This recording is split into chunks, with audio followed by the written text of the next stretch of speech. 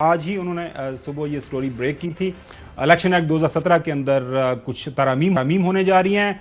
Azhar Farooq, bill पेश हो गया है, अब कमेटी को रेफर होगा, तो बिल के जो चीदा नकाद हैं उसके अंदर हुकूमत क्या करना चाह रही है, वो थोड़ा जरा नाजरीन के साथ शेयर कर लीजिएगा। जी, बिल कौमी असेंबली में पेश हो गया है। बिलाल अजहर कियानी है, वो मूवर हैं इस बिल के, हुकूमती रुकन है, और उन्होंने ये बिल पेश किया है और इस बिल को कमेटी को भी फॉरवर्ड कर दिया गया। कमेटी इस पर मजीद काम करेगी। इस बिल का बुनियादी मकसद ये है कि जो कोई भी रुकन कौमी असेंबली किसी पार्टी के लिए वाबस्तगी का अपनी डिक्लेरेशन दे देता है, तो उस पर अब ये पाबंदी होगी इस कानून के बनने के बाद कि वो किसी दूसरी पार्टी को जो है वो ज्वाइन नहीं कर सकेगा, उसके लिए डिक्लेरेशन जो है वो नहीं दे सकेगा।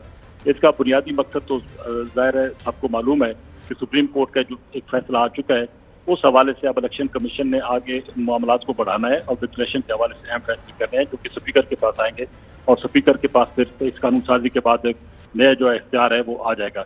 तो जब ये बिल पेश हुआ है तो उस मौके पर वजीर कानून जो है उन्होंने ये कहा कि सुप्रीम कोर्ट ने एक फैसला दिया है और आइन को रीराइट किया गया है।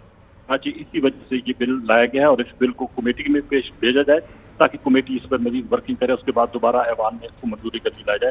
तो बिल का बुनियादी मकसद ये है कि कोई भी रुकन कौमी असेंबली जो कि एक दफा डिक्लेरेशन दे चुका है किसी पार्टी के साथ वाबस्तगी का, वो दोबारा किसी और पार्टी के लिए जो है वो डिक्लेरेशन जो है वो नहीं दे सकेगा और ना ही ऐसा कोई डिक्लेरेशन जो है वो स्पीकर की तरफ से कानून बनने के बाद एक्सेप्ट किया जाएगा। बहुत शुक्रिया अजहर फारूक साहब। शेब साहब, आप सुन लिया, ये जो नया बिल पेश हुआ है, अब ये पोस्ट फैक्टो इसका इतलाक होगा, फ्यूचर के अंदर होगा।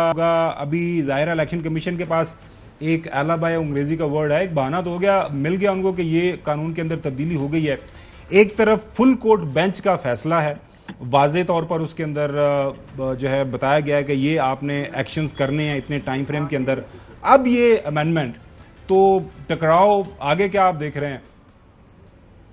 देखिए, मेरा नहीं ख्याल कि उसका इतलाक जो है वो रेट्रोस्पेक्टिव करेंगे, उसका इतलाक प्रोस्पेक्टिव होगा। जिनके राइट्स एक्रू हो चुके हैं उनकी हद तक तो उसको कोई इम्पैक्ट या इफेक्ट नहीं आएगा।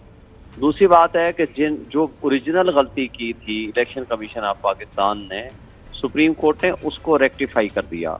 यानी जो पीटीआई के लोग थे उनको जब इंडिपेंडेंट डिक्लेयर किया, वो बुनियादी गलती थी। और बल्कि उससे भी पहले जो असल गलती थी, जिसकी अभी रिव्यू हमारी पेंडिंग है, जिसको एक तारीख नहीं लगी, ये जनवरी से पेंडिंग है। और आपको पता है वो था हमारे से इंटर पार्टी इलेक्शन के हवाले से बल्ले का निशान का छीना जाना।